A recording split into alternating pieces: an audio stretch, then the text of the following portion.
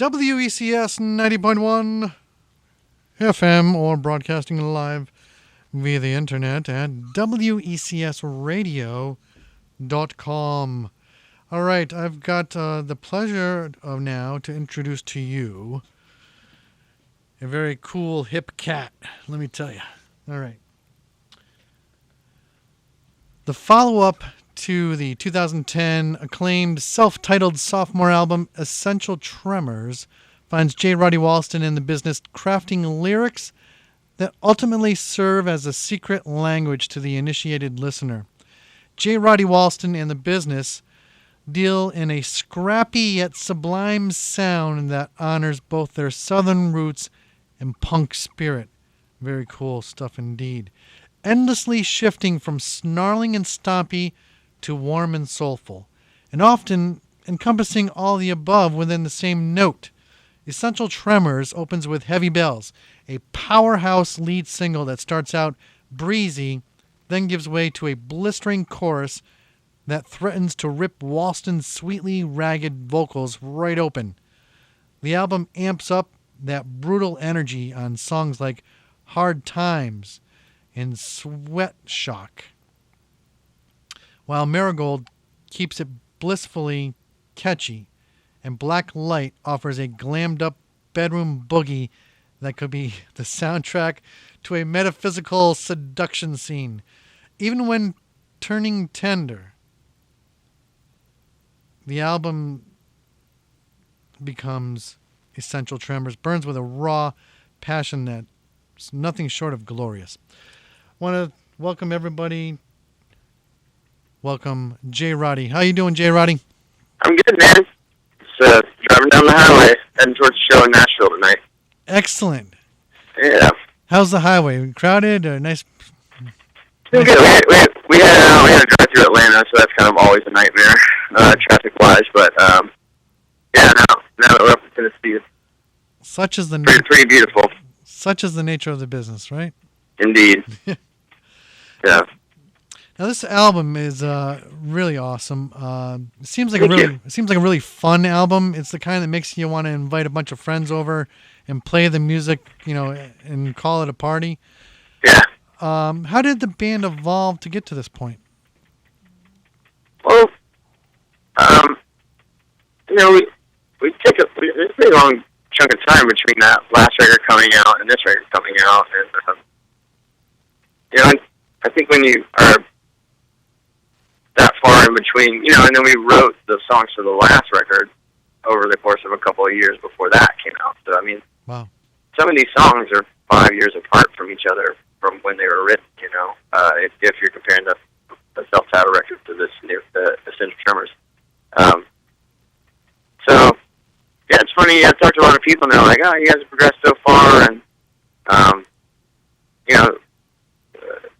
it has kind of this newer sound for you guys or whatever, but for us it just feels like we recorded a record when like, for us the progression was there, we were writing songs and getting into things and liking new records and then getting over those new records and all that stuff the whole way, and so I kind of feel like there's maybe like 2 or 3 albums that we wrote and threw away before, or at least conceived, and then nobody else got to hear them, Do you have them tucked away somewhere safely so you can come back with a box set 20 years from now? Yeah, we demo the crap out of our music, so there's some form of recording for all that stuff. But are you constantly on the road, or you get a chance to keep playing this over and over and changing up the sets as you go from one venue to another? Yeah. You start to develop a rhythm that feels good, and you kind of tell that going from this, from one particular song into the next either feels right or feels bad, and so we don't really have a set list, but as the tour goes on, you kind of get into a groove for a while, and then all of a sudden it's like, okay, let's mix it up, throw in more songs we haven't played for a while, or play them all in a different order, or whatever it is. That kind of pulls out a different energy, I think. Cool. That's pretty fun. Yeah. I was reading some review of Essential Tremors. It's calling J. Roddy Walston plays piano at times like a man possessed. And I was watching some videos of you. He seems that way sometimes. Yeah, I guess we I think we don't like tour to kind of just get up on stage and make it through our songs and then go home. Pretty much all soaking wet, clothes destroyed at the end of every show. And, that's my kind of show. Yeah. I want more than just music. I want to be entertained. Yeah. Me too.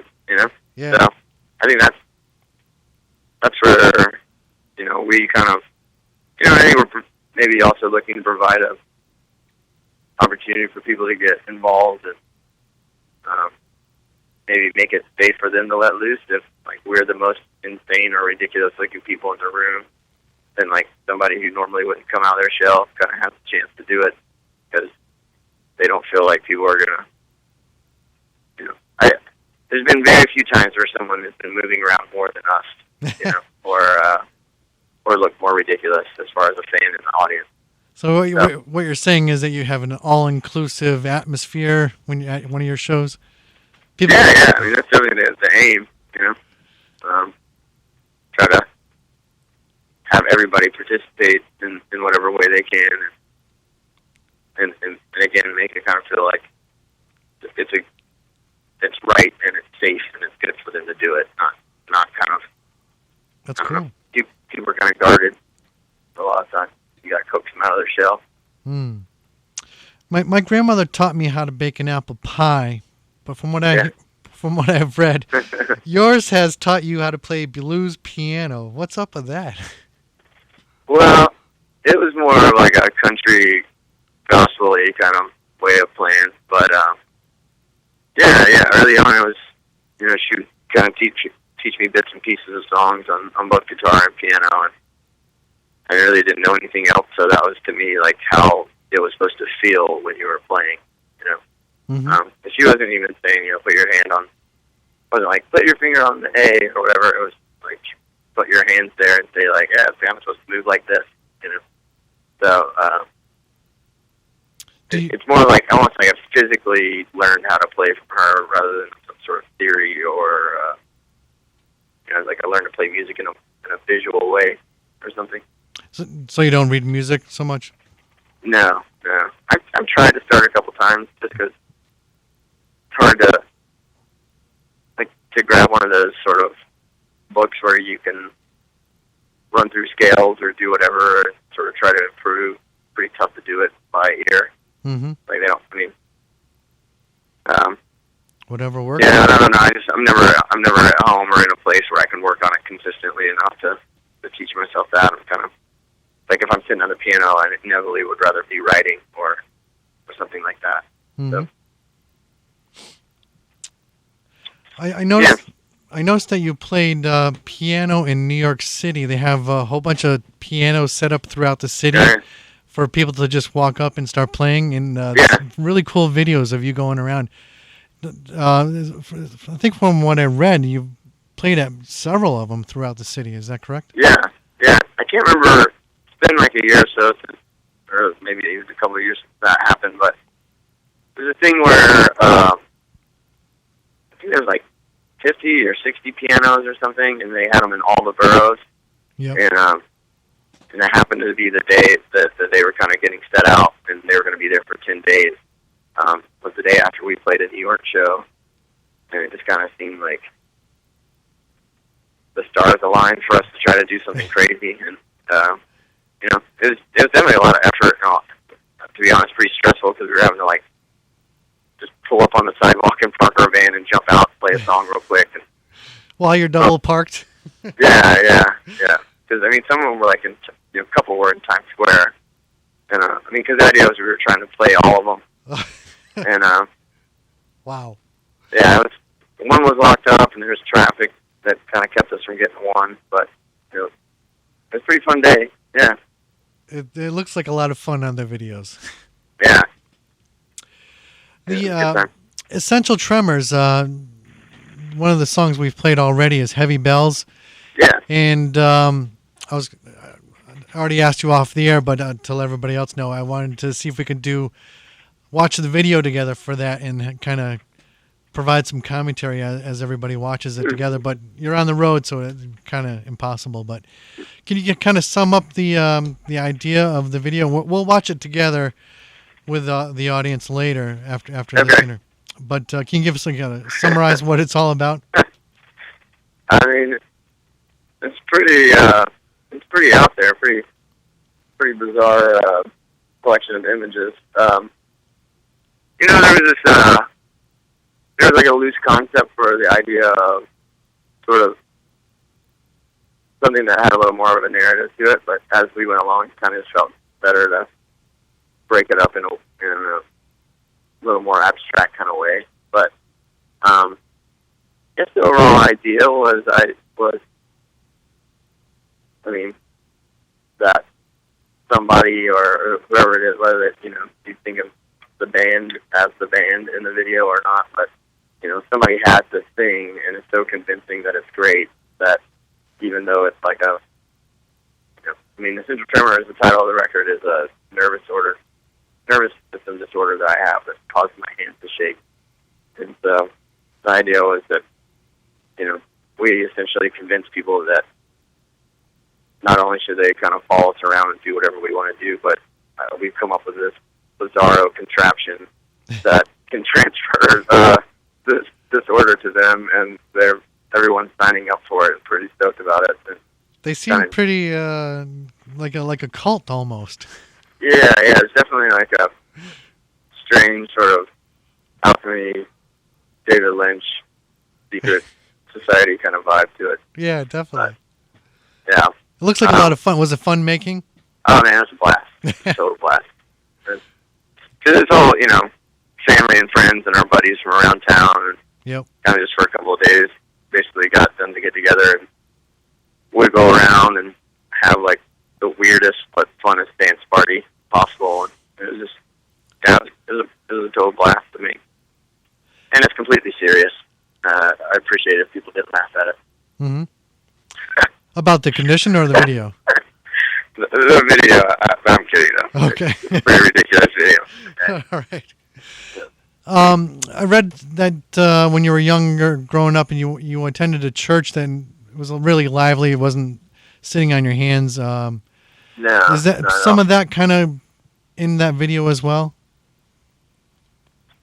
Yeah, maybe a little bit. I mean, it seems like after everybody's gone through the treatment, everybody's up in singing Hallelujah or something. Yeah.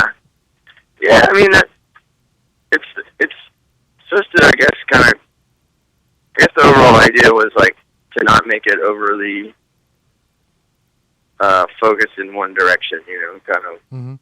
leave people kind of wondering what is it that, even to the extent of, like, is this good or is this bad, the end result, but it wasn't, I guess it wasn't supposed to be not spiritual, but it wasn't necessarily supposed to be like a spiritual thing, or at least make people go like, is this a religion? Is this math?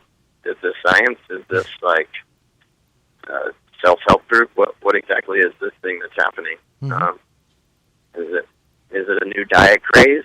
Who knows? Yeah. But I guess that was kind of, for me, the goal is to kind of leave it pretty ambiguous. Cool. Hopefully. Now, you're on your way to Tennessee right now. Yeah. You're going to be in our area on November 2nd at the Bowery Ballroom in New York. And also on the 4th in Boston at Great Scots. Yeah. Have you played up in this area before? Yeah, we played, we played New York a good bit. And then Boston, we played, strangely enough, only like 4 or 5 times, which, I mean, we've been touring for forever, but we just, for some strange reason, have not made it to Boston that many times. Well, we hope you increase that many times. Yeah. We always have a blast. It just kind of, I don't know why, but I feel like the show is already, the tickets are selling pretty well, and it seems like we're getting like, emails from people or whatever that people on Facebook and stuff like that they're pretty stoked about it. So Good. I think it's gonna be pretty rowdy. Hooah. Now, when you're on tour, is there any place that you can think of off the top of your head where you kind of look forward to going to because you know you have a favorite spot to go eat, like your favorite burger or your favorite ice cream? Yeah. Is there, we just had a blast in New Orleans. Like, it was supposed to be a couple days off, and instead it was just nonstop shenanigans. But there was a neighborhood that I hadn't been to. There's there's a restaurant in the warehouse district that's called Cochin Butcher. Just like, it's kind of like fancy pants butcher. Like they cure and dry and do all these different weird things with meat. Make like duck pastrami and I don't know. It's pretty true, but I'm into that kind of stuff. So that was pretty awesome. Yeah. It's like fancy, but it's like here's 18 kinds of meats you can have. So. Oh, is it like Brazilian or? No. It comes across more like it's like a high-end butcher. I don't really know how to explain it other than that. They do all sorts of really laborious processes to cure meats and dry them out, and then they slice them up and put them on a board and bring them out to you. My mouth is watering as we speak. Yeah, that place is pretty amazing. We always have, I don't know if I have anywhere in particular I'd point out, but we always have a great time in Denver. I like that city a lot. The Mile High City there? Yeah, that's it. I don't know, there's just something about that town that I always have a really good time. We have friends there, and you kind of get over the difference in the oxygen levels, and you're good to go there. The weather's pretty amazing during the summer. Cool. Yeah. All right, Jay, I know you got to get back to the road. Thanks for giving us a call. Yeah. And best of luck to you on the new album and on the tour. Yeah. And do me a favor and stay on the line. in New York or Boston, yeah? Yeah, definitely. Stay on the line for me, okay? Okay. All right, J. Roddy Walston of J. Roddy Walston in the Business. Pretty cool dude indeed. All right, let's play some more of this music. J. Roddy Walston in the Business. Here's Don't Break the Needle.